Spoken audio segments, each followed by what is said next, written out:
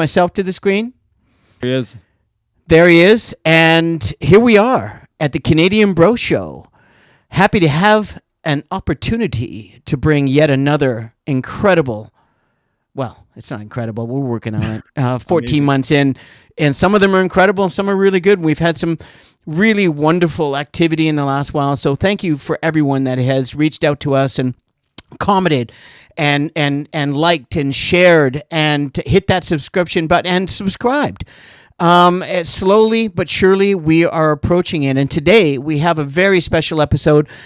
Johnny and I, we love reading and writing and comics and movies and theater. And we have a special guest we're bringing back for the second time. We're really happy. Johnny's going to introduce him. But in the meantime, my name is Paul Bale. I'm the founder and host of the Canadian Bro Show, and thanks for joining us. We have an episode that's going to be out in the next week or 10 days, and it is episode 71, the top global Academy Award or award-winning top 20 space science fiction movies with special guest. None other than the legend that is Mr. Bobby Nash, writer, actor, and everything in between. And more importantly, the handsome gentleman to my left is none other than Mr. John Leister, the co-host of The Most. And Johnny, welcome. Sir. He's filming from Vancouver. I'm filming from Kelowna. And Bobby, who's going to be joining us any second, is filming from the beautiful state of Georgia. And very close to Athens, Georgia. And Johnny, welcome to episode 50 or 71. And please introduce Bobby and tell us just a little bit about all of his talents. He's been on the show before. We're happy to have him back. Johnny, I'm going to add Bobby to the scene. Bobby. There he is. Okay. Shake him, brother. Our very special guest, as Paul already noted, is Mr. Bobby Nash, an award-winning author. Bobby Nash writes novels, comic books, short stories, novellas, graphic novels, and the occasional screenplay for a variety of publishers. He is a member of the International Association of Media Tie-in Writers, and International Thriller Writers. On occasion, Bobby appears in movies and TV shows, usually standing behind your favorite actor. I want to ask you about that, Bobby, maybe later in the show. And sometimes they let him act. Recently, he was seen in Creepshow, Joe Striker, Doom Patrol, The Outsider, Ozark. I like this one. Slutty Teenage Bounty Hunters. Wow. My scene was cut from that one. I was so disappointed. You know, Bobby, were you not slutty enough? Is that what you're saying? I guess not. I hope whoever came up with that title lit a cigar after, and more. He also draws from time to time. He was named Best Author in the 2013 Pulp Arc Awards. I can go on and on. Rick Ruby, a character co-created by Bobby and author Sean Taylor, also snagged a Pulp Arc Award for Best New Pulp Character of 2013. Bobby's also been nominated for the 2014 New Pulp Awards and Pulp Factory Awards for his work. Bobby's novel Alexander Holzer's Ghost Gal. The Wild Hunt won a Paranormal Literary Award in the 2015 Paranormal Awards. The Bobby Nash penned episode of Starship Farragut, which I believe is set in the Star Trek universe. Is that correct, Bobby? Yeah, it's a fan film, yeah. Okay. Yeah.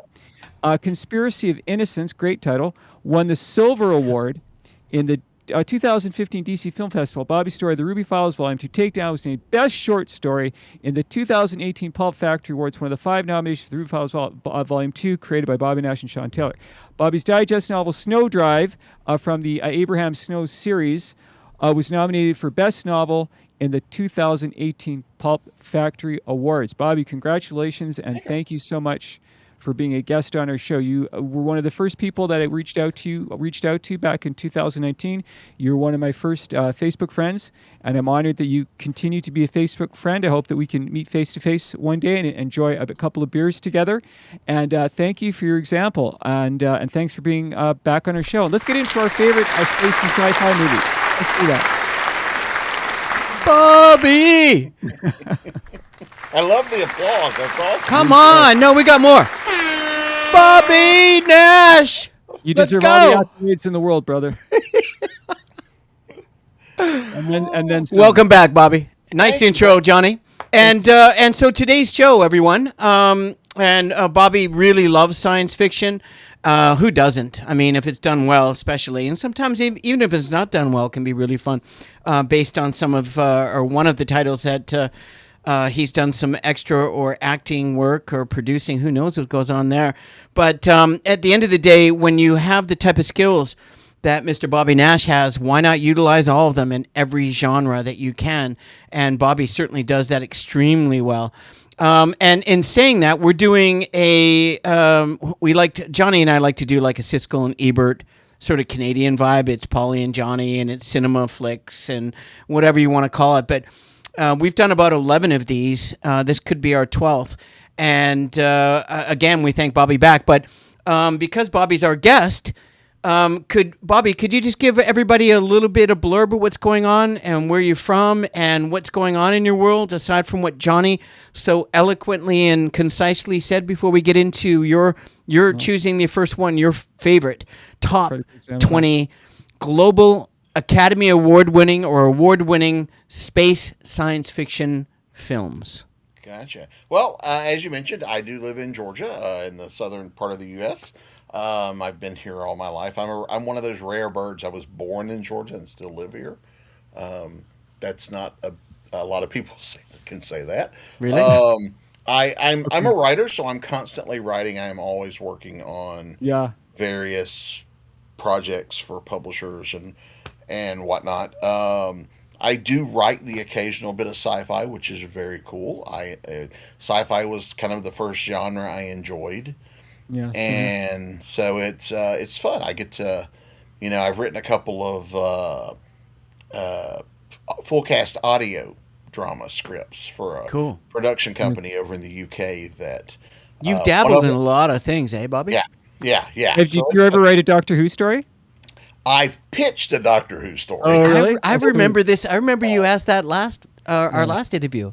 Because Doctor Who, Big Finish has a thing called short trips that they do where they take pitches, and I have pitched that twice. Wow. I haven't gotten it either time. The actual producers of the show? Yes. Wow. I mean, just that you were able to get your foot in the door is a real. Able to get a pitch is incredible. Yeah, right. You had the opportunity to do that is pretty wild.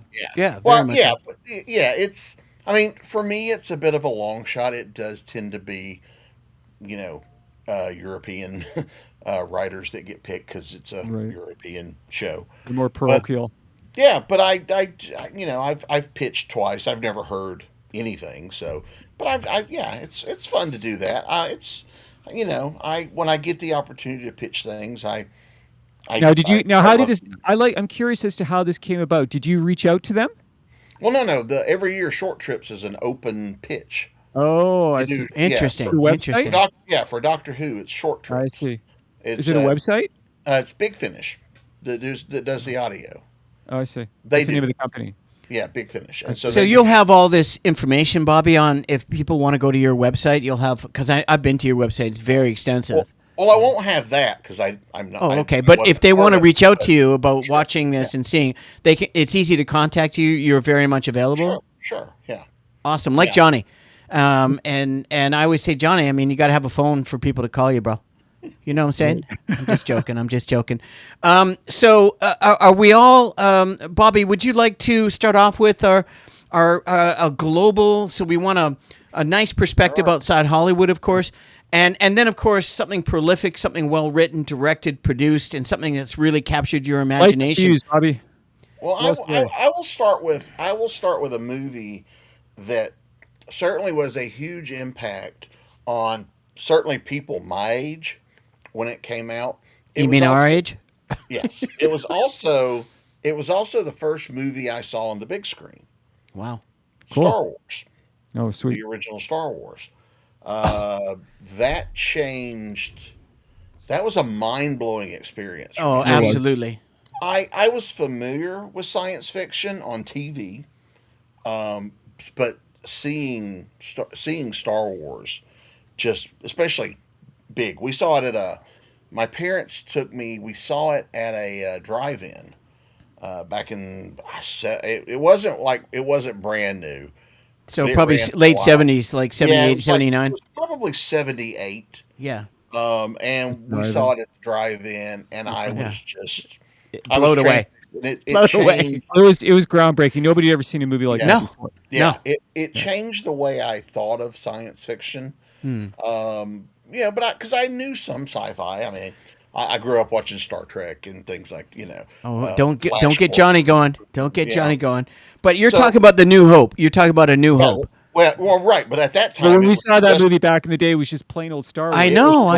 You had But a now, beginning, just to middle, put a and end. title to that It's still the movie, best- It's still the best iteration of the franchise, in my opinion. I think it's I think it's the best because it was the first. But I think there's one other that I'll bring up if it's not brought up before that I think is maybe one of the best. But anyways, what a great pick. So you're talking about Star Wars One.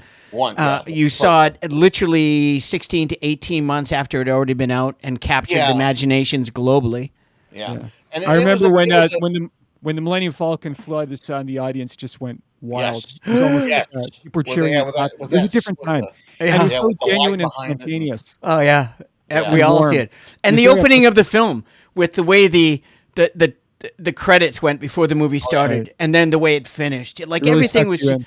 it was just perfect, right? Just grabbed you by the balls and didn't let you go for the entire 2 hours. Pretty much, and we can say that because doing this show, it's not a kid show, so it's okay to be adult, right? But it was Tennis balls. Yeah, but it was Sorry, I meant to it- say basketballs, Paul. Basketballs. It was a big deal for me too because my parents weren't really big on going to the movies. Okay. So this was a really big deal for me. That we went that to- movie really helped legitimize, quote unquote, not that it needed to be legitimized, but it brought science fiction more into the mainstream because a lot of people went to that movie and they left saying, well, I don't like science fiction, but I liked that movie. So I Yeah. think that kind of opened the floodgates for like Well, the social stigma of liking Absolutely, stuff. Johnny, and it's a love story, that movie. and it's a journey, and honestly, what is it, the 9th film out of 15 or whatever, and it's the first one. Hard to keep up. Like George Lucas knew what he was doing, And the characters are so relatable. They're human beings. They're not Yeah. Jedi Knights. They're just Yeah. regular Luke, Han, and Leia. We all know characters. They're all people that we recognize. To me, that's what makes that movie so beautiful. And nobody's related. but listen to the synopsis, like a very concise, brief one. A farm boy joins a rebellion to defeat a galactic empire that is luck. pure evil. Well, also too before Star Wars, most people tended to look at sci-fi as kid stuff. Yeah. Right. It was stuff that was made for kids, and Star Wars is as well. But there's enough in It's Star a family Wars film. for Oh, the yeah. adults. Yeah. Yeah. Right. Like you know, Carrie Fisher was doing blow on. No, I'm joking. But you hear the stories. So Yeah. you're saying that Star Wars is probably the most important science fiction film that you saw at the age that you did in 1979, yeah. 78? Yeah, it Wow. impacted me heavily. That's really cool. Yeah, and it made me think of, science fiction a different way. And it Captured was- your it was imagination first- that was already there. You already had that imagination. First movie where I left the theater humming the theme. I think a lot of Mm. people were humming the theme as they left the theater because it's Yeah. just so iconic. I could see Johnny with a head full of blonde hair bouncing along, still having the popcorn and the Coke. I had and- hair back then. Yeah, you had a lot of hair, bro. Okay, shall I go Blonde. Yeah, please, Johnny. next? Okay, thank you so much. Okay, well, my first science fiction movie. Good choice, I'm sorry, Bobby. Paul, very good choice. My first science fiction movie doesn't take place in outer space, but it does take place in inner space. I'm going with one of my favorite movies as a kid that just blew my mind away. 1966's Fantastic Voyage, directed by Wow. Richard Fleischer and written by Harry Kleiner. Nice. The film is about a submarine crew which is shrunk to microscopic size like Ant-Man and ventures into the body of injured Like blood scientist cells, man. Dr. Jan Beanies to repair damage to his brain. The film stars Stephen Boyd, the ridiculously, preposterously, and magnificently beautiful Raquel Welch. Va va voom. Oh yeah, Raquel she was a very Boy, oh beautiful boy. woman. She was a stunner. Edmund O'Brien and the always entertaining Donald Pleasance. Let me out of here! Let me out of here! Let me out of here! As he's being attacked by the antibodies. This Is movie that your Donald Pleasance That was my Donald Pleasance. Wow. In the bubble of the in the Well blob? done. Well In the done. blob? That was brilliant, bro. Brilliant. Great movie. Yeah. Oh, it's fantastic, man. This is going to be fun. And So music by great music by Leonard Rosenman, who is one yeah, of the I'm going to try to touch on direction, writing, because we're all writers, more so you guys. And then the stars, because people associate a film title with stars and direction if they're really into film. Oh, I can say one more thing. That movie spun off into a really cool filmation cartoon from the 1960s, which I remember watching. Yeah. It was on CBS. Interesting. Wow, that's a Yeah, nice little it's really tidbit fun. right there. Wow. Sorry, go ahead. I'm going to go to one of my favorite directors, probably, I would say probably top 10 director, in my opinion, of all film. And that is obviously, we could have a very deep discussion about that. But this chap, Christopher Nolan, is absolutely extraordinary. And whether you like his stuff or not, I find that I lost myself in a number of his movies where I didn't know what the hell was going on. And I was thinking maybe I shouldn't adjust before watching a science fiction film that I know I'm going to really enjoy, and try to just stay, focused, because I didn't know what the hell was going on. And I had to see it again. You have And to pay attention when you watch his movies. dude, all of his movies, Yeah. all of them. But Interstellar really blew my mind. I had no idea what this film was going to be. I didn't look it up. I knew that I liked McConaughey. Matthew McConaughey is a great actor, and he's a total stonehead. And I did know that Jonathan Nolan, Christopher's brother, also co-wrote the film. If that's an actual English word. Writ would maybe used in Georgia more than it would in British Columbia. No. He co-wrote The Dark Knight as well. You're right. Anyway, so he was they both wrote it together, and it stars Matthew McConaughey and Anne Hathaway, who's easy on the eyes, and Jessica Chastain. And the synopsis is a team travels. Now, honestly, I don't know how you can do a synopsis on a movie like this, but it's not so bad. A team travels through a wormhole. Imagine that. An actual wormhole. Which could be just, the universe could be just a series of one wormhole after another that takes you to different galaxies, and who knows, to save humanity as Earth becomes uninhabitable. It's dying. And the movie started, I was like blown away, and by the time it ended, I was blown away, and I still didn't know what the hell was going on. I knew it was good. And I have not seen this movie. what was your opinion on that, guys? I haven't seen it. What? Yeah, I know. It slipped my Johnny, fingers. man, you See got to it, Bobby? find some time. You're on vacation. I think you should. I need to get out more. Just watch it. What's your opinion of this movie, Bobby? Have you seen it? I enjoyed Interstellar. I liked it. As with as with several of Nolan's work. A little too much. Well, no, it is a bit of a head scratcher. Is it like 2001? No, it's totally different. Well, there's more twists. There's more. It's more depth. It's more twist. It's more technology, CGI, everything. So you kind of have to then go, wait, does that make sense? And because Tenet, that movie Tenet, he did it the same way with all the time travel. It's like, wait, does that make sense? I'm confused. What are we here? Yeah, I kind of felt that way watching Inception. I liked Inception, but that's another one that I was, but it's not science fiction. Well, I guess it kind of is. I didn't know what the hell happened in that one either. Yeah, and so a lot of Nolan's movies kind of have that. But I enjoyed the movie. Yeah. But I left it going, wait, what? I'm trying to figure out. So you almost have to watch it twice. That's exactly my point. I had to watch it again. Yeah. funny. And Make the money back. Done movie. extremely well done. Yeah. The stuff that happened on the water planet was just Wow. That was incredible. Yeah, and I was like Christopher Nolan. How much mushrooms have you done in your life, bro? yeah, Oh, and that I sounds do. wild. No, I mean that can be in a good thing, Johnny. You should psilocybin sometime. I'll put it on the list. I'll make a list like Steve Rogers in the Winter Soldier. Just put it at the top of your you go. list. And if you need a person to guide you through that journey, I'd be happy to have a mushroom coffee with you or tea. I'll read the Cliff's Notes version before watching the movie. I'm telling you, bro, it'll open your mind. Sounds cool. Paul, you're next. Oh no, really? Are you next, I Bob? just did Interstellar. Okay, I guess I think it's Bobby now. Bobby's Oh, up. Up to okay. bat. I'm going to do another one that that goes. It does deal with outer space, but a lot of it takes place on Earth. And there's two different versions of this movie, and I love them both. Cool. But The Thing and Oh, sweet. the talked Thing about the from movie a Another lot. World was the original, and then John Carpenter's The Thing Yes. Yes. retells that story, Yes. and is absolutely one of the scariest Yeah, it's really monster chilling. movies. Yeah, we talked about the movie a lot. Yeah, I brought it up because it's one of my it's my top 10 science fiction film of all time. And that genre, you know how we're talking about space or science fiction, but it's in the Antarctic. We're talking about demons. You're talking about shapeshifters. You're talking about, alien elements that have come to the planet. All the effects were done practically. Yep. Yes, no In that- CGI. Yeah, really. What do you And call there's- that, Johnny? What do you call that, Bobby? The stop motion? There was stop motion. There It was pioneered by Ray Harryhausen, if I believe.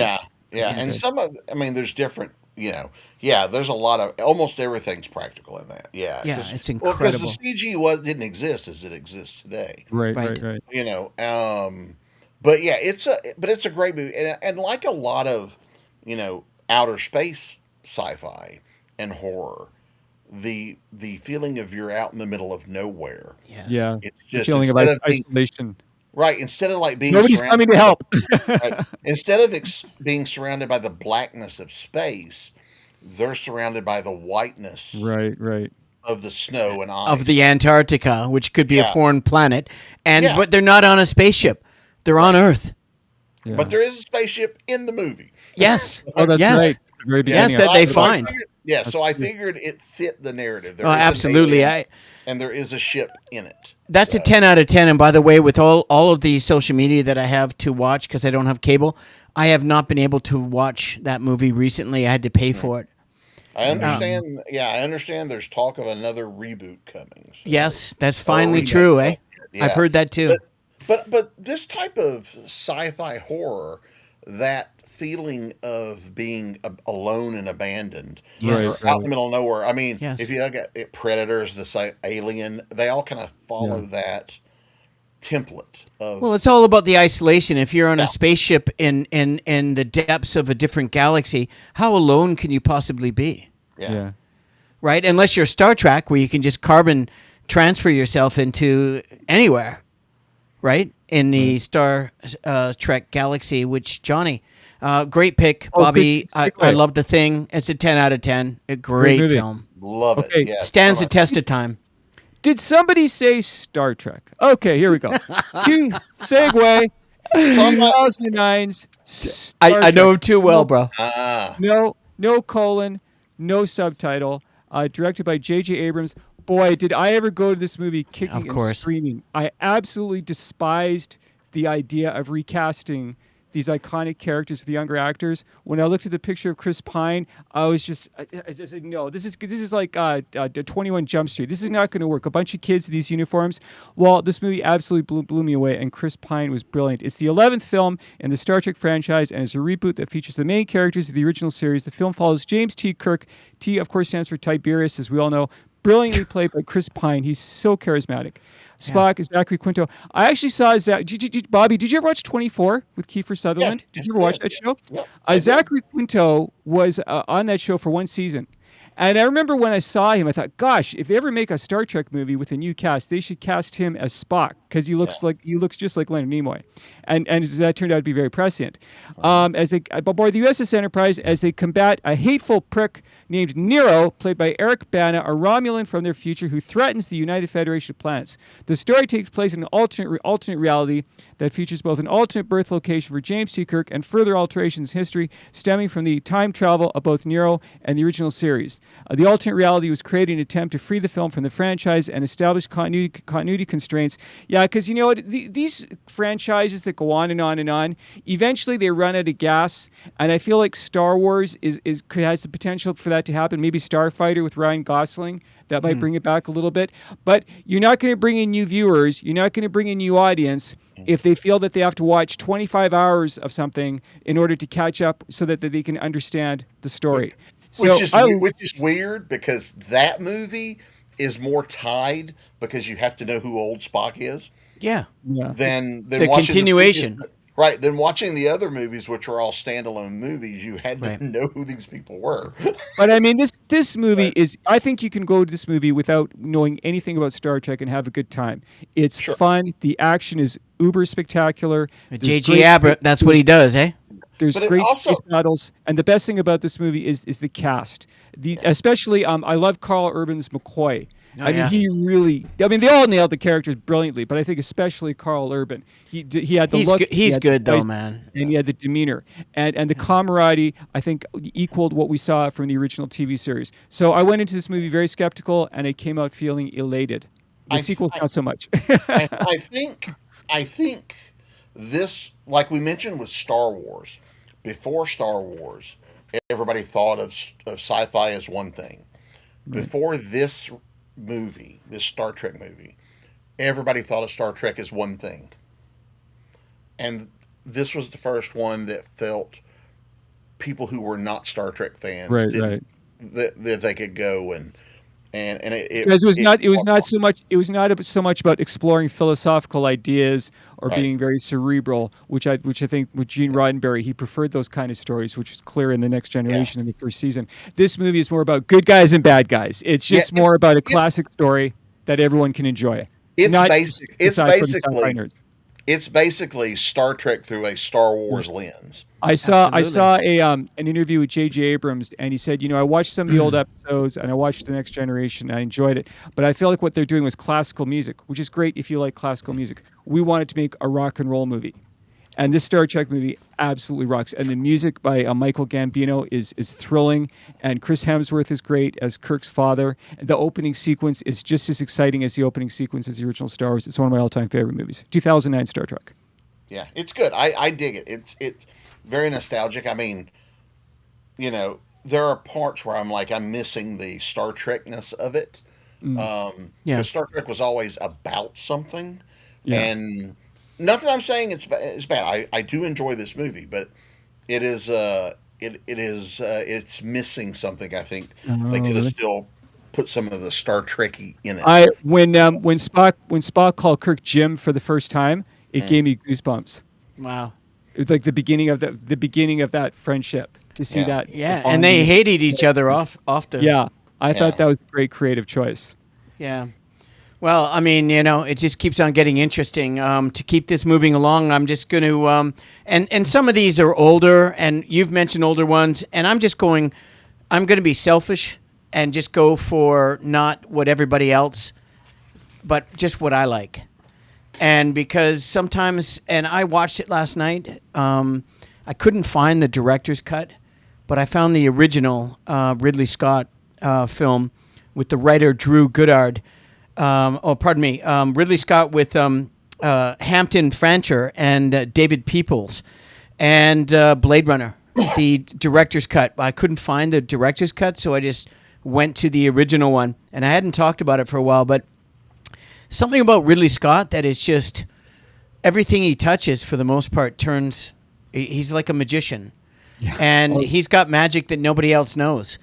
And I, from what I understand, the tragic comments from his brother, Tony Scott, who passed, I don't know, 5, 6, 7, 8, 10 years ago. There was an enormous amount of, they were very competitive, and Tony did some great movies. However, how can you replicate or beat somebody that is the top 1% or top 0.5% of best directors in the history of film? And what he did with Blade Runner, especially with the director cut when it came out many years after, blew my mind like Star Wars did. It was one of those moments where I just sat in the theater and I didn't leave. I went and got another popcorn and snuck back in and watched it again. And I've seen the movie 30, 40 times. Wow. And last night I tried to watch the more recent version. Sequel? How was that? With Ryan Gosling? I really enjoyed it, and Oh, really? honestly, the first time I didn't watch it all last night. It's 3 hours long. I was Oh, really? I was snoring by 9:30, bro. But I had to go to sleep because I knew we were doing the show, and I had to choose one of the two, and I just decided to go with the original one because when you see the director's cut, the extra 24 minutes or whatever, it really just it's in the performances, the acting, the writing, the set design, the CGI, the direction, the character development. It is absolutely exceptional. If there's in my opinion, maybe one of the best science fiction films of all time. Yeah. Just personally, myself, and then to see Rutger Hauer do that soliloquy, that monologue, and to see the it was just it blew my mind. But then watching the repeat with Ryan Gosling is, if you've got 3 hours to kill, and I didn't at that time. I'm older and I was tired. I was up early. Did you really like that one too? It's incredible. It's incredible. Now the difficult thing is, the reason why I'm saying it's credible, that's an easy out, is how difficult would it be to actually try to replicate or better the original Blade Runner? And it didn't happen until Ridley Scott, under pressure of so many fan base and money, that he came up with the director's cut, and it went around the world and it sold hundreds and hundreds of millions. And it just absolutely, the hair on the back of my neck, and it's limited, stands straight up. And I have to give it kudos. If you haven't seen it for a long time, it's an older film in the 80s, 86, 85? Yeah. And it's again, another film that stood the test of time. It's incredible. Yeah, it was groundbreaking. Yeah, absolutely. So I had to bring it up. Like my last one, the Thing, we talked about the Thing, as beloved as it is, was a bomb. That's true. It was not as financial as hit when it came out. Yeah. It took a while for it to take burn. On a global, it just didn't hit North America, the Western Hemisphere. But globally, it came out the same weekend as E.T. Well, that doesn't help, and that's one of the films that could be on this show. Yeah, true enough. Right? So I'm going to pick another one that, when it came out, was not a big hit, but spawned something that became I love that. And that is Stargate.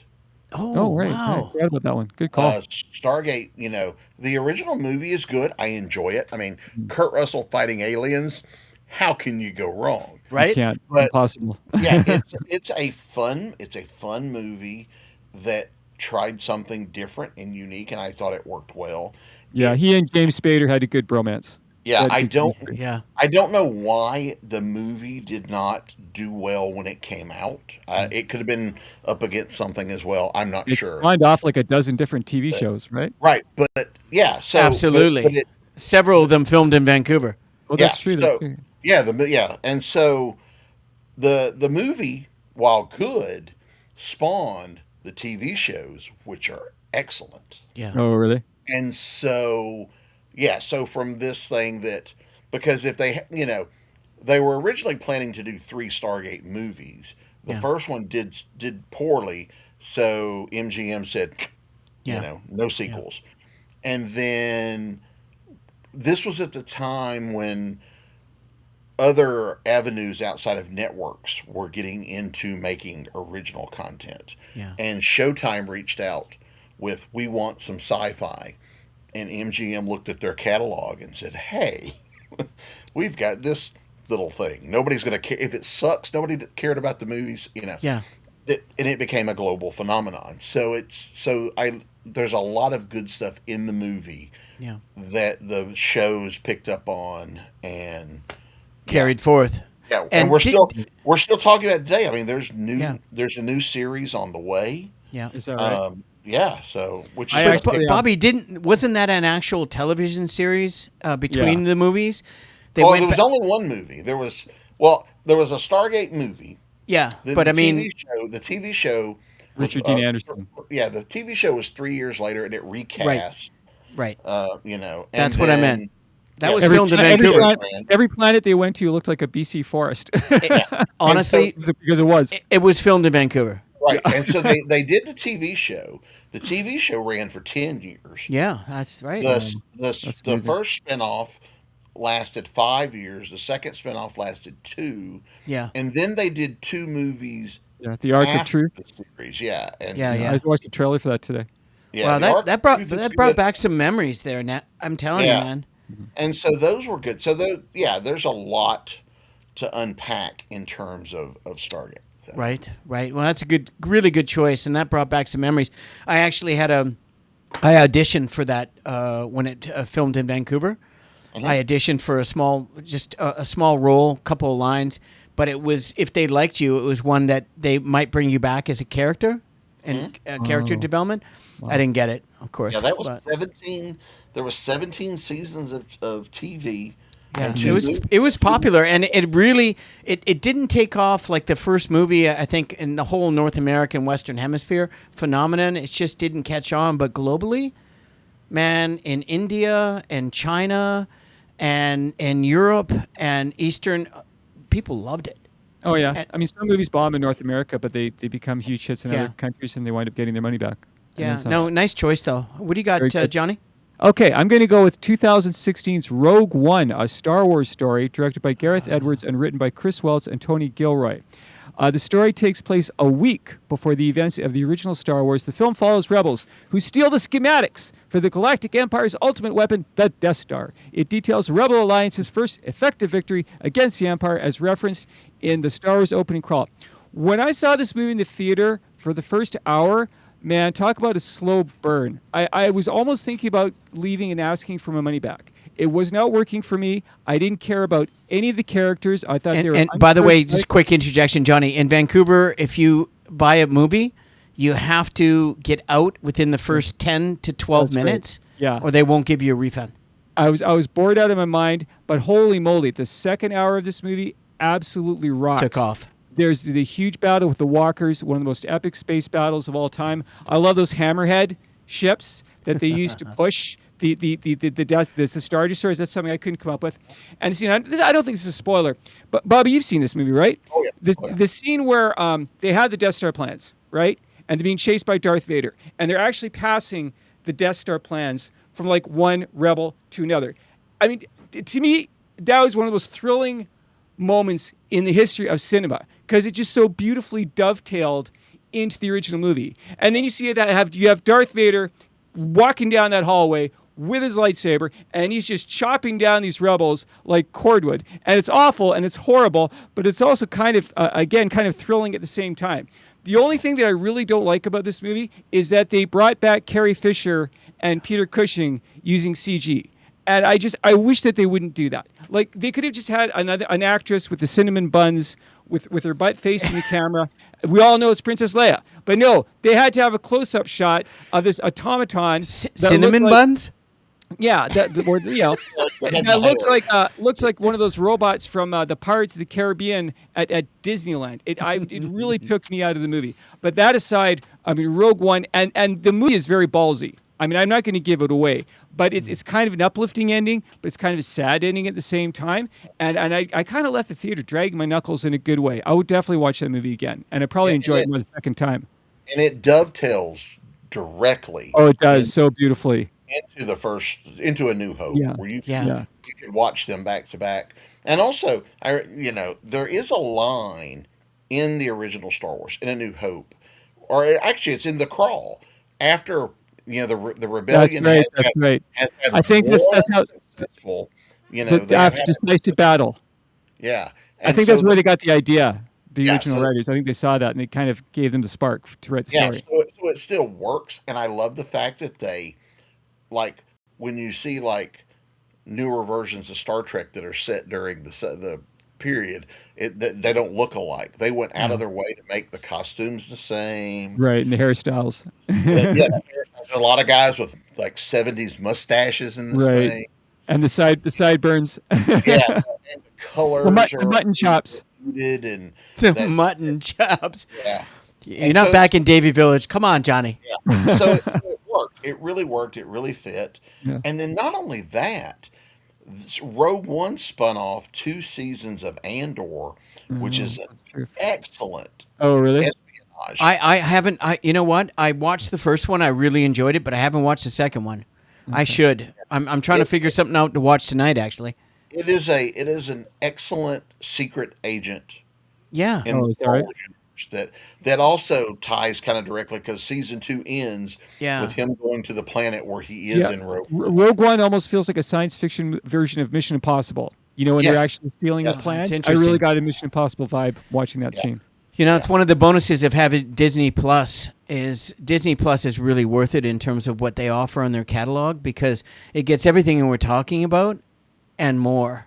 Much more than anyone else. And Anders on it. So maybe I'll watch that tonight, Bobby. I That's am amazed how much of this stuff works because we're seeing Star Wars stuff so out of order.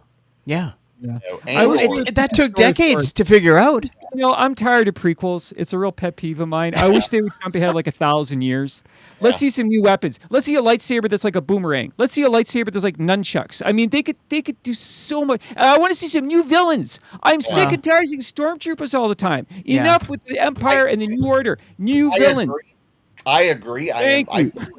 I prefer, but I have also noticed that fandom can be finicky, finical. Yes. Oh, they're yes, too yeah. conservative sometimes. That They just want the why same don't stuff you, over why and over don't again. you give us something new? Yeah. Then you give them something new and they hate it. Why are you not giving me something I already know? So I get why they do the prequels. I agree, but also we're kind of in that weird thing now. We're doing stuff between the prequels and between the originals. So they're prequels, but they're sequels. Yeah. Especially You're with not the gonna it becomes too complicated, and you're not going to bring in a new audience. It's just stuff for the fans. well, I mean, especially with the Marvel situation, because you come up with one movie, Iron Man as an example, and all of a sudden there's 27, 15 years later. And I haven't seen almost any of them Oh, they're all because good. I don't know where to start. Yeah. Like You it's start just, with Iron Man. but that's why I got Disney Plus. So if I can't figure it out, I go hit it up. I agree with that, but I also understand that you can watch almost any of them without. There might be minor details you don't know. Yeah. You can almost you could just I start with think- the Avengers and you don't have to have Yeah. seen it. Yeah. I mean, I think that Endgame. I'm glad that I saw the other movies before I saw Endgame. I haven't because seen Endgame. It means Endgame more is because Endgame is exquisite. That Is it movie really? I haven't mine. seen. I've been Oh, waiting. it's I've been good. waiting to really get But into I those mean, three. It has more of an impact if you've seen because it just touches on That's so why many you told me moments. this. That's why I need Yeah. to see the ones prior to it Yeah. to get It's the whole. the return of the king of superhero movies. you Right. only need How good to it is. the only one you need to see Yeah. is Infinity War because it is a two-parter. That's true. Oh, really? Okay. Infinity So War could I ends- watch? now- Could I watch that tonight, Bobby, and be satisfied? Yes. Infinity Now, War there ends may with a be, cliffhanger. Yeah. there may be character bits that No, you but don't I can figure that out. I'm a comic book Well, guy, you know so who the good guys and the bad Yeah. guys are. Yeah. Yes, they Right, that's fill all- you. that's all They you need fill to you know. in on all that. Yeah. So you can sit down and watch Infinity War and Endgame. I'm gonna watch tonight. that tonight, bro. No, I'm not gonna No. watch both. That'd be 6 hours. Right, I don't but have mean, that. but I'm saying, Yeah, you no, don't fair. have to watch all the other. No, you I'm gonna could watch what you say. I'm gonna watch Infinity Wars. Yeah, Infinity because War. Infinity War And ends then on a Endgame. cliffhanger. No, Yeah, I'll it watch sure does. Infinity Wars first. Yeah. So you have to. You kind of have to have seen it because it Endgame picks up right after. Okay, Right, so right. Infinity Wars is what I'm watching tonight. Yeah. Very cool. Perfect. Thank you for that, Johnny. Thank you, boys. Okay, so next I'm gonna bring up one that kind of slid under the radar, and as sometimes with space science fiction movies in the 26th century or whatever it is, or even the 21st century, is there's a lot of movies that were successful, but I don't want to say disappeared because they haven't, but they were so good that they'll never disappear, but nobody's really talking about them. And I watched it for the third time a couple of days ago. And one of my favorite, this is going back to my own personal subjective interpretation of the directors and writers and choreographers and everything that I love and have seen all of their films, literally. And this movie is called Sunshine. Oh. And Sunshine was directed by Danny Boyle, one of my favorite directors from the UK, and his favorite writer, Alex Garland. I absolutely love, I've seen all of their movies. And yes, the 28 Days Later and 28 Weeks Later were amazing. 28 Days Later will never be surpassed, in my opinion, for a virus zombie catastrophic film. rage Just virus. incredible, set up for so many other finals. But, Danny Boyle and Alex Garland took it to a really weird place with the next three movies they did. And Cillian Murphy, of course, is an amazing actor. And the synopsis of this is really quite simple. It's a crew attempts to reignite a dying sun. And they get in a spaceship, and there's just, I don't know, 8 of them or whatever. And this whole film it just goes under it is a masterpiece of storytelling and cinematography and set design and slow burn. And it's really an exceptional movie, and I think it's vastly underrated myself. Sweet. Good choice. Anyway, and you haven't seen it, Johnny? I have seen it, and I liked it, but I don't remember it. Okay. So we need to see it again. And Bobby, have you seen it? I have not seen that one. Wow. I remember enjoying it, though. Yeah, Bobby, I think 100%. you might get appreciated by this one. Might Okay. surprise you. Here we go. My next choice is 19. It's Bob. Isn't it Bobby? Because Bobby, are you up next? We're going in Yeah. a circle. Okay. Sorry. That's okay. I picked one that it takes place in outer space, but it's not a sci-fi movie. But because it takes place in space and it's just a fun movie, I picked it. And that is Space Cowboys. It's Clint Eastwood and Tommy Lee Jones in space. Oh, yeah. Good choice. You know, Well done. How That is a great could movie. I not? You know, the cast is phenomenal. It's Clint Yes. Eastwood, it's Tommy Lee Jones, it's Donald Sutherland, and it's A lot of James testosterone. Garner. Yeah, it is. Everybody's after the big paycheck. Yeah, it is a fun movie that because there's a lot of fun stuff before it becomes oh my god, you know. They're ex-astronauts, right? They come out of Right, retirement. They were the team that were supposed to be the first people in space Oh, that's a when they great were story. younger. Like the And right stuff. they were replaced by the chimp that they sent into space, and so they never got to go. Didn't they send a chimp? Wasn't it the Russians that sent a chimp? Right, but No, the they chimp sent a was the dog. first. Yeah, the chimp was the first American thing. Yeah, I believe the Soviets sent a dog. Sputnik. Yeah. Sputnik Yeah. was But the monkey. so they Chimp. Pardon me. anyways, because of that happened, they were, they didn't get to go to space. They all had their other things, like Clint Eastwood's character designed a lot of the stuff that's in the satellites. He was an engineer. Well, anyways, fast forward, 40 some odd years, 50, whatever it is. There's a problem with a Russian satellite, which is breaking orbit and is going to crash unless they can fix it. Yeah. And we find out that somehow they got a hold of NASA files and they used his designs to build it. He's the only person alive who's ever dealt with it. So he has to either train people. And so Clint Eastwood basically blackmails NASA into like, nope, you want it fixed? Send my guys. And so they work with a team of younger astronauts, and they go up. And then there's and they get to fulfill their lifelong dream of going to outer space. But then we get up there too, and we find out that this satellite is not a communications satellite as mentioned. It's actually full of nuclear warheads. Oh my that God! are Twist. aimed at the Earth, and they can't fix it, and it's going to crash, and all these nukes are just going to detonate. And so they have to then figure out a way to solve the problem. But it's just a fantastic movie. It's directed by Clint Eastwood. That's right. It's One of our excellent. favorite directors. Yeah, it is one of we can Hollywood, do a podcast one on of it. Hollywood's favorite directors, because when he directs, it's one take. Let's go.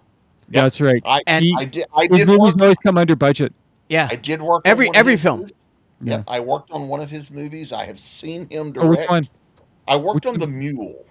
Oh, so really? that's a good eh? movie. Yeah. That's a good movie. That was good. I enjoyed that It was actually. fun. I never appear on camera. My car does, Aw. but I'm there. Yeah, we were there there's a bit where they've tracked the guy to this hotel. You and could have there's a jumped big- in the car's trunk and say you were in the scene. Yeah, but I did get to meet Clint Eastwood. Oh. He's a nice man. I've met him too. Clint Eastwood grunted at me, so I'm good. Wow. That's We passed like each a other. baptism. We passed each other in the parking lot, and I said, Yeah. Scared you there. Mr. He's Eastwood," like, and he oh, goes, not another person that wants to talk to me ever. No, I didn't stop because I understand people are there working. Yeah. But as I passed him, I went, Mr. Eastwood, and he went, ugh. And he kept going. Security! Johnny, get this man off the set. He looked right? at me. And that's where Johnny I comes can't in and get has to something like remove that. Bobby from the set. I love it. So, but it was fun. But watching him work was a lot of fun. Oh, he's a machine. He's finally to a machine, bro. Yeah. Kind And of like Johnny in his writing. Yeah, so Space course. Cowboys is a fun, fun, Wow, enjoyable. that came out of wow. Okay, That was a So- great so, choice. So yeah, Yeah. technically, Totally forgot about that movie. sci-fi movie. I did see it. I saw it once. I saw it in the It theater. was enjoyable. It was good. Yeah. Okay, very good. Okay, I'm going to go with 1986's Aliens, a science fiction action adventure film. horror Hold film. on. Alien or aliens? Aliens with an S. Part 2. The saga continues. The hardest thing to do is beat something that's amazing. The terror continues. Written and directed by fellow Canadian James Cameron A., who's done quite well in his career, one might say. It is the sequel to the 1979 science fiction horror film Alien and the second film in the Alien franchise. Set in the far future, it stars Sigourney Weaver. This is one of the few movies where I feel the extended version is actually better, where we learned that while Ripley was in suspended animation after the first film, she actually had a daughter who grew up on Earth while she was floating around in outer space for 57 years, which is very poignant. That was Alien Resurrection. She Ellen dies. She dies right In the before third they movie. rescue Ripley, right? Yeah, and they Yeah. take her DNA and they replicate her. Well, no, That no. was- in the That was movie. Johnny's Resurrection. talking Oh, in that about. one, yeah. But Yeah. I'm talking about the But in Ripley- Aliens, Ripley was the Ripley's sole survivor of an alien attack on a ship, the Nostromo. When communications are lost with a human colony on the moon where her crew first encountered the alien creatures, Ripley agrees to return to the site with a unit of super badass colonial marines to investigate. Michael Biehn, Paul Reiser as the Weasley Burke, Lance Henriksen, and Carrie Henn. I saw this movie in the theater, and there was a lot of screaming. I mean, I could barely hear half the dialogue in the film because people were screaming so much. This movie is a roller coaster ride. The script is absolutely brilliant. What I love about this movie, and what I always love about a good story, and it really informs a lot of my writing, is that each character has such a well-defined personality. And when you meet the Marines for the first time, Hicks and Hudson and Vasquez, you really get a sense that these people have known each other for a long time. There's They've a been team. out- They're a team. They love each other. They hate each other. They get on each other's nerves. They would absolutely die for each other. And you always want to see like a movie just about these characters. Like And they do. This is one. Yeah, This is yeah. one prequel that I would like to see. Alien, the Colonial Marines. They mentioned Bug Hunt, which is a shout out to Robert Heinlein's Starship Troopers. They could do Colonial Marines Bug Hunt. That's a movie that would pay money to see. There's a nice romance with Burke. With Ripley and Hicks, played by Michael Biehn. Now I don't know if you guys know this, but Hicks was originally starred. The actor who played the villain in 48 Hours. I James can't Remar. remember his name. James James Remar. Remar. He was Hicks. James Remar. He was originally he Hicks. worked on it for like a week or two. That's right. And then And they had creative differences, whatever the reason was, drugs, who knows. he also And had so- there was some drug issues as well. I Yeah, believe. that's very sad. He was But, a little I crazy. I watched an interview with Michael Biehn, and can you imagine? He auditioned for the part, didn't get it. He gets a call from his agent. He says, "Do you have a passport?" He says, "Yeah, I have a passport." "Well, you need to go to London tonight because you're Hicks." And Michael Biehn said, "If I didn't have a passport, there'd be another actor playing that role." And he was great. And I love the scene where I love every scene in this movie, but the scene where Hicks is showing Ripley how to use the gun, right? Yeah. And he gives her that bracelet, and he's like, "This doesn't mean we're engaged." I mean, it's a very, very smart and warm and thrilling roller coaster of a movie. Yeah, it's a great pick. And honestly, how many could beat the first Alien? Like, the first Alien was on my thing, and I've actually lost because I'm dealing with the type of talent that we have here on the show. I've lost one, two, Well, and while you're talking about three, four, like you're mentioning how it's hard to be Alien. I think the smartest thing that James Five. Cameron did is he didn't try to make No. the same kind of No. movie. He made them as grunts, just grunts. yeah. Alien is a horror movie. Oh yeah. Aliens is It's more an of a war action. movie. Yeah, Yeah. it's an action adventure film, horror film. Yeah. With But And horror. so- they're both so exquisite and excellent in their own rights. And, the the first time I little saw Alien in the Stanley Theater, I was with a parental because it was restricted back then in 1979 or 80 or whatever it was, and in the Stanley Theater in Vancouver, Bobby, it was a sound theater that was done for opera. There were no multiplexes when we were kids. None. It was all mostly And it was all opera and theater, Yeah. and so they did movies there because elaborate. they had this special dome in the ceiling. Oh, that yeah. you know, 70 Midway mil. movies like Midway in the 70s, disaster movies. Johnny and I Apocalypse saw Now. all of those, right? And the Towering Inferno, and you know, Paul Newman and Steve McQueen, and we did an episode on that. That's not out. It's coming up on disaster films, and to get that thing before, you know, CMAX or CyMax or whatever that all the technology, yeah, is incredible. But and they stopped making it a theater in Vancouver. So we couldn't see these movies anymore, but Johnny and I, we saw as many movies as we could because the sound was extraordinary, and to be able to get that sort of vibe, you just couldn't find it in the 70s and 80s. I actually skipped out of high school. The only day I ever skipped out of high school was to watch Empire Strikes Back at the Stanley because it premiered on a Wednesday, of all things. Right. I want to say one more thing about Aliens. Carrie Henn, who plays the plucky little girl, Newt, that was the first and only movie she ever made. Yeah. She went on to become a high school teacher. Yeah. She became a normal person. Yeah. "Quote unquote" normal person. Usually No, that's that's- conventions these days. You see her at conventions and As Paul and Yeah. I talked about on a previous podcast, Neil Blomkamp, the director of District 9, pitched an idea for a sequel to that movie. And it was like, there's production drawings made. He wanted to bring back Michael Biehn, and he wanted to bring back Carrie Ann and Sigourney Weaver. Unfortunately, they made Prometheus instead. And I thought Prometheus was pretty good. But boy, that Neil Blomkamp Aliens movie, I'll bet that would have kicked ass. He's a talented mofo, man. You know, District 9's amazing.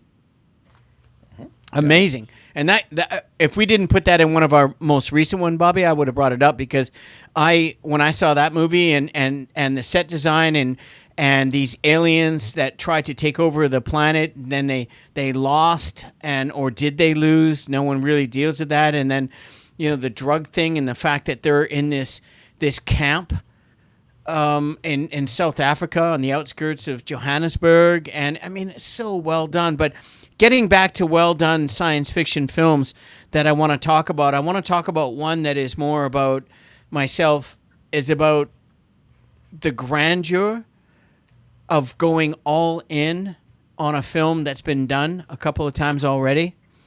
And can you better it? And the Canadian, I have to give a Canadian shout out, Bobby, because we're proud Canadians here at the Canadian Bro Show podcast.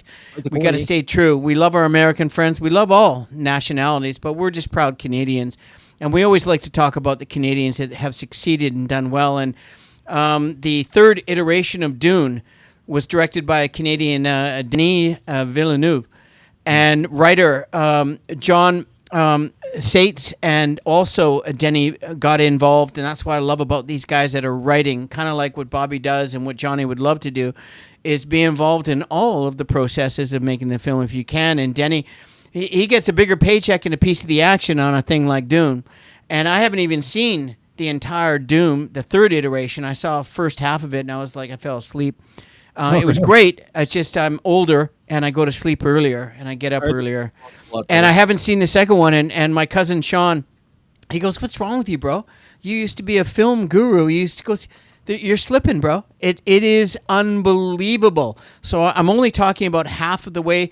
It stars a very young Timothy Chalamet, who is already on the outs in Hollywood because of things that we can't share on YouTube.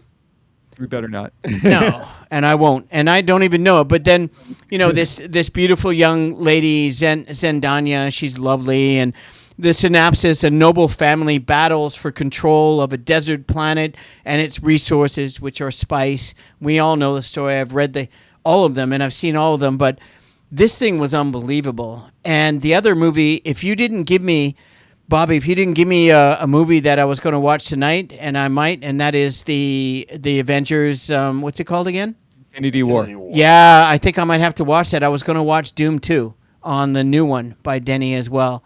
And apparently it's unbelievable, but maybe you guys have seen it. You can share more, but it looks incredible. I read the first book. I liked the David Lynch version. It's kind of a I did too. It's kind of wacky, but there was a Dune miniseries that was made in the early 2000s, I want to say, with William Hurt. I thought that was great. It was a good attempt. It was a really good attempt, yeah.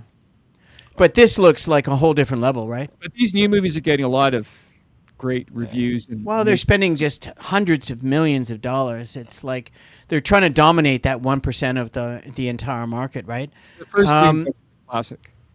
The Bobby, sequels- you're up next. In terms of Dune, that's one that it's not for me. Oh, I really? I saw the David Lynch. I watched the miniseries. I watched Yeah. the first of the new ones. Yeah. It's not for it does nothing for me. The Harkonnens in the David Lynch version are really evil. They're Yeah.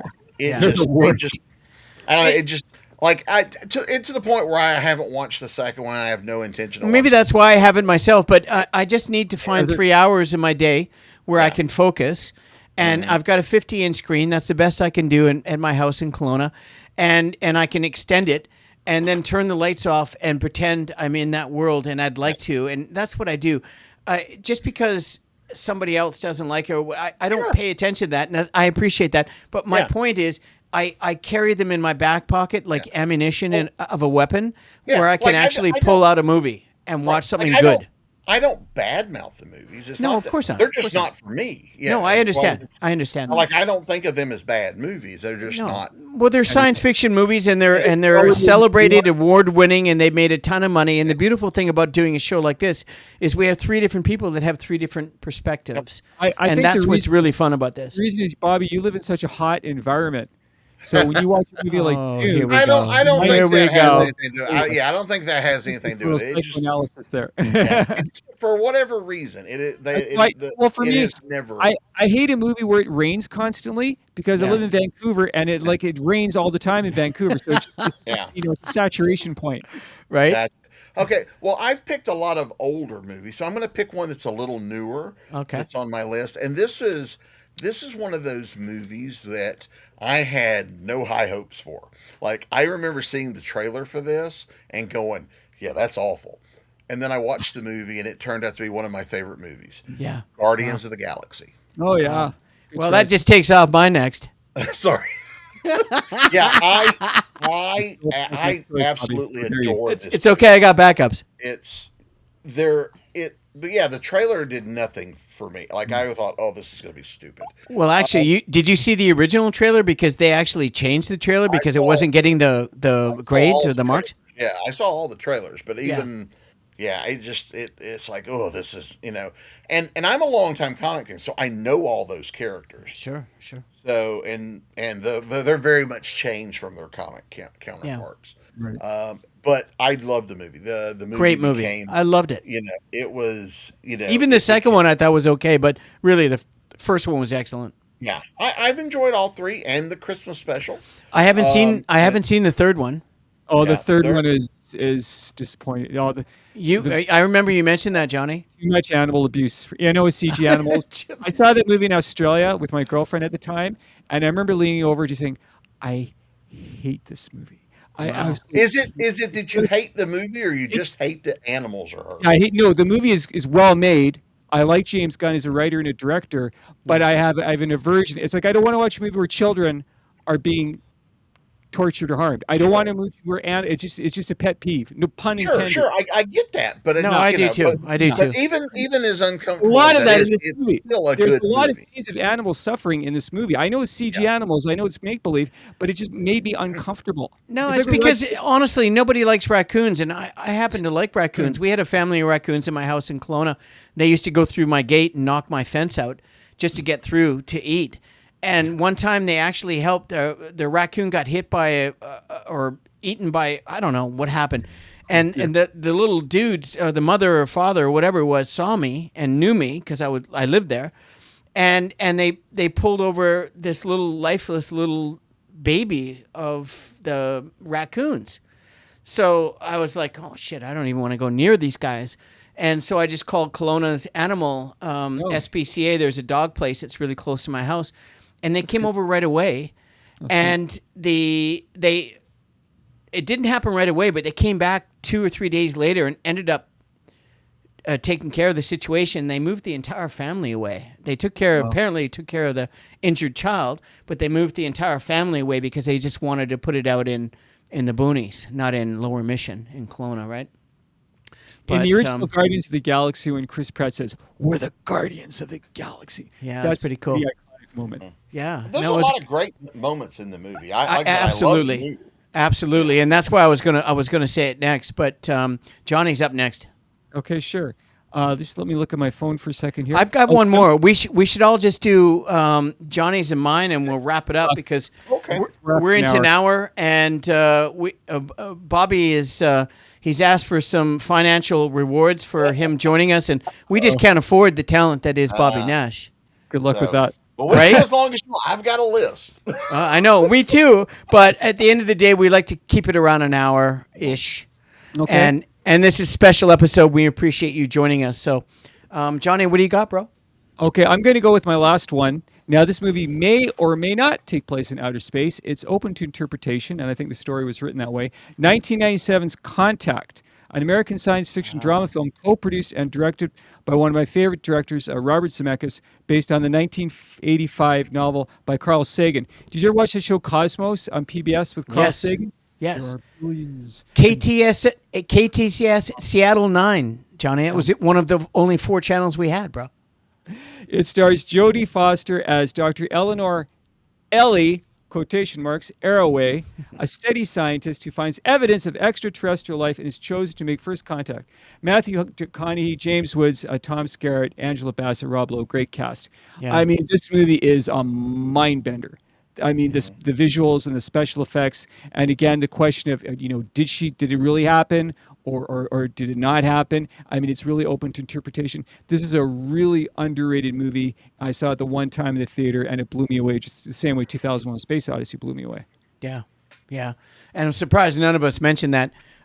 Is that everything you'd like to finish up with that? I guess that's my last one, bro. I'm going to go one. I've got about 3 or 4, but I'm just going to go one that nobody talks about. Actually, everybody talks about.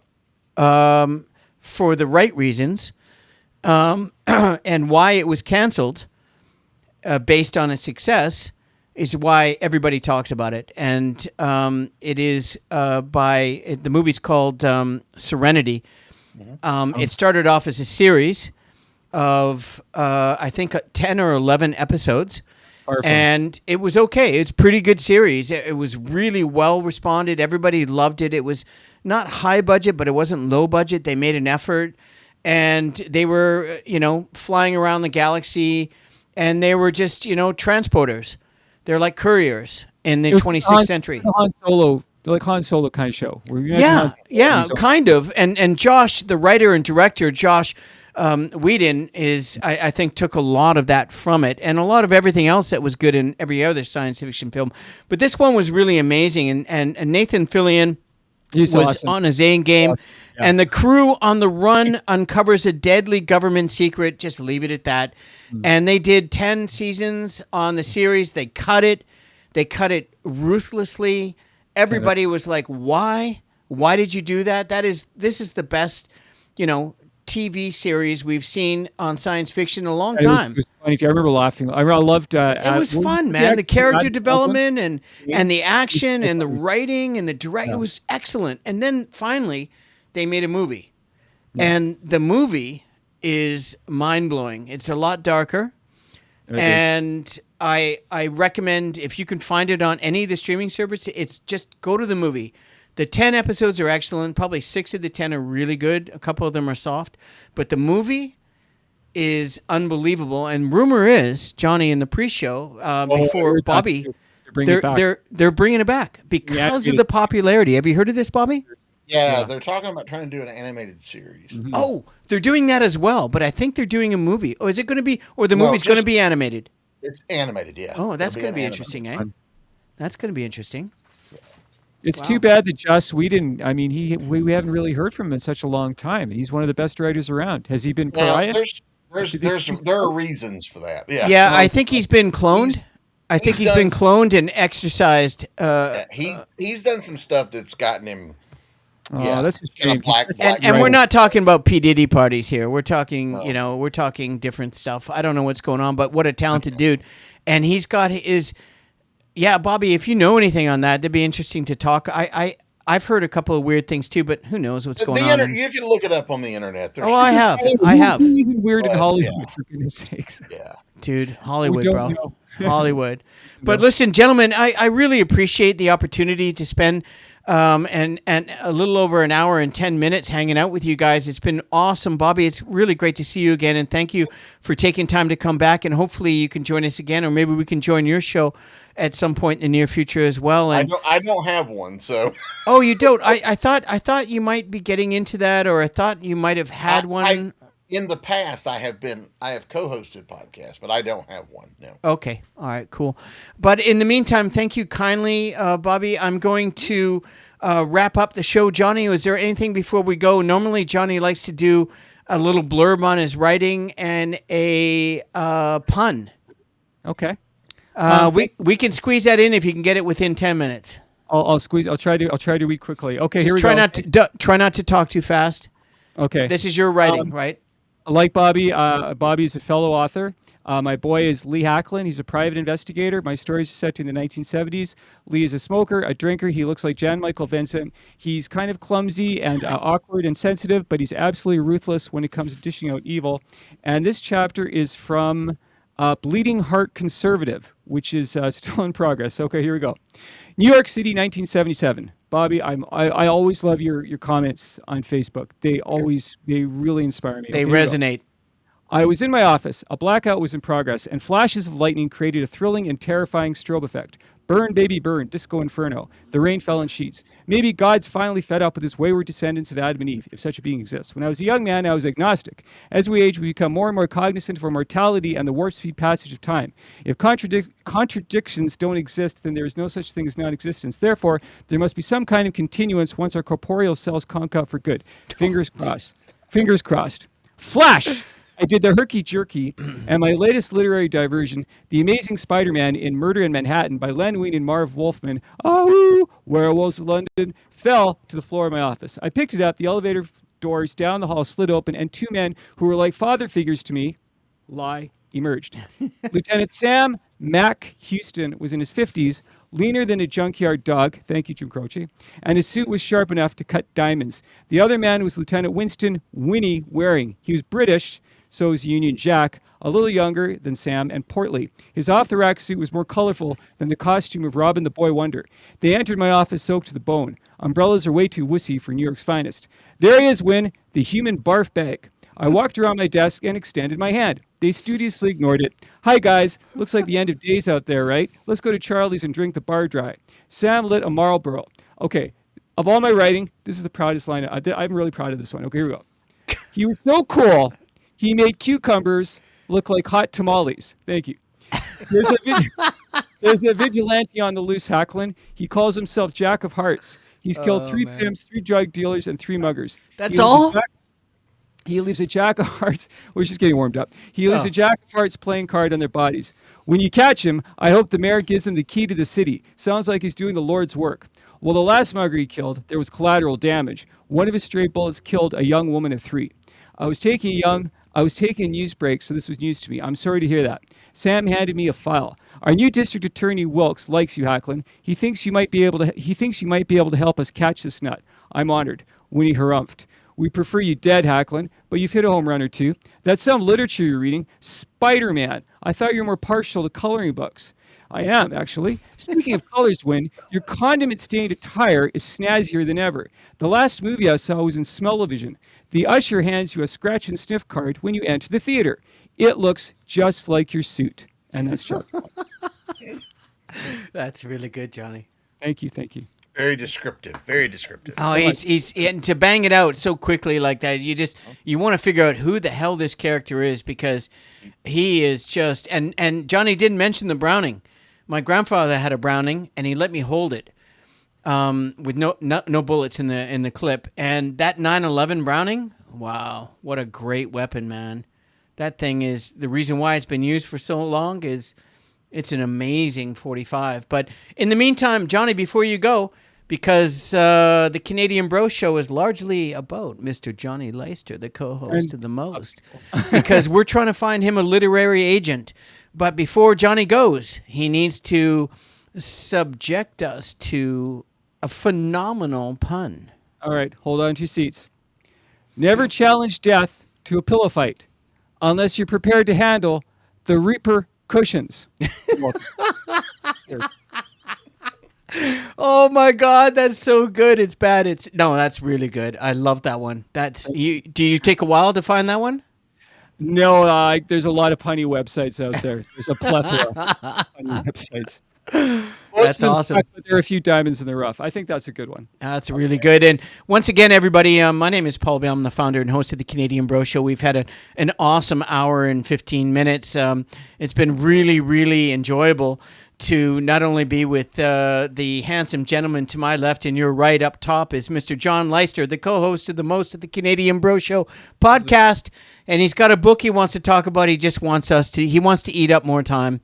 Do you know this writer, buddy? Yes. I can't see it. Crimson Thaw. Bruce Robert Coffin. I'm not familiar. Crime writer. Boy, I read the first chapter. Oh, it's so good. Yeah, and his first book is in the coffin. And so in the meantime, we normally do a book in the end, but we're a little bit over time. And thanks for bouncing that out. I have one as well, but I'm not going to bother because I've showed it before. I just wanted to welcome again and say thank you to Bobby Nash for taking this time to join us. And we really enjoyed it. It was nice seeing you again. And really enjoy your everything about your vibe is everything that we love at the Canadian Bro Show podcast. And thank you for that. And if you enjoyed this content, you enjoy what we're doing here at the Canadian podcast, the Canadian Bro Show podcast, we've done about 135 episodes. It's free. We really appreciate it. If you see just above the left of Johnny's Canadian cap is a subscribe button. And of course, everybody always just punches that off in YouTube. But at the end of the day, the subscribe button's on the right-hand side. If you don't see it, you can just pause the video at any time and subscribe, share, comment, or not bother watching. It's entirely up to you. It's a free show. We really appreciate the effort and time. Our goal is to get to 500 subscriptions, and we'll get there eventually. It seems like... Correct for 1 second. Bobby, Please. where can people buy your books? I was getting there. Okay. I'm sorry. I'm at the usual places. Amazon? BobbyNash.com has write-ups and links. That's the easiest one. Go to that. And Ben Books, is that another website? Yes. Ben-books.com is my press. So those are the books that I publish through Ben Books. But so that's what's at benbooks.com. Everything is at bobbynash.com. So the stuff I do for other publishers. And his website's amazing, and it's very in depth. There's a ton of content information, lots of really interesting stories, and Bobby's had a very interesting career. And Johnny Leister wakes up every day wanting to be Bobby Nash to a certain extent, and I mean that is the most possible. It's a compliment. I cry myself to sleep every It's a compliment. I didn't say anything about the the candy-colored thong that he was wearing when he got out of bed, because YouTube actually stopped him filming his half-naked morning workouts. I used to film myself working out shirtless, and cooking, shirtless and drunk. Violated their nudity clause. Yeah, people just didn't want to look at sagging moobs and sagging tummies. But I have to admit that he's got 18,000 plus, and I on the Canadian Bro Show I've got 140. So I'm not one to complain about anything. Yeah, I know. And that's why I got him, because, he's the co-host of the Most. He's got 18,000 views. He's got to help the channel at some point in the near future. But in the meantime, it's helping us today, and we really enjoyed the episode today. I'm going to sign off. Bobby, I'm going to let you go from the scene. And thank you, and look forward to having you on again, or if you want to have us on, or if you want to do another episode about something, just reach out to either one of us. We'd love to have you back. It'd be great. All right. Sounds good. Thanks so much for having me. Come to Vancouver. Try to get yourself booked at a convention in Vancouver. That would be fun. Yes, I've never been to Canada. So. Well, if you do and you come, just reach out to Johnny, and I'll try to be there as well, because I need a road trip to Vancouver. It's only a 4-hour drive from Kelowna when the weather's good. But in the meantime, thanks, Bobby. I'm going to let you go. Have yourself a great day, and keep being fabulous. All right. Talk to you guys later. All right. Take care. Thanks, bro. And Johnny, thanks again for the episode. Really good episode, and thanks for putting it together and remembering.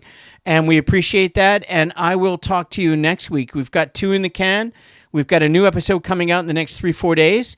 And once again, Johnny, we couldn't do it without you. So thanks again. I'm letting you go, and I'll be signing off shortly thereafter. Take care, bro. Love you, and we'll talk to you soon. Cheers. Bye. And again, my name is Paul Bale, the founder and host of the Canadian Bro Show podcast, and really happy to have this experience. We've got a number of really good episodes in the can. We've got some good stuff on right now at the Canadian Bro Show on YouTube. And thanks again for spending really good quality time with Pauly and Johnny at the Canadian Bro Show. Thanks very much for joining, and I will see you next time. Peace out.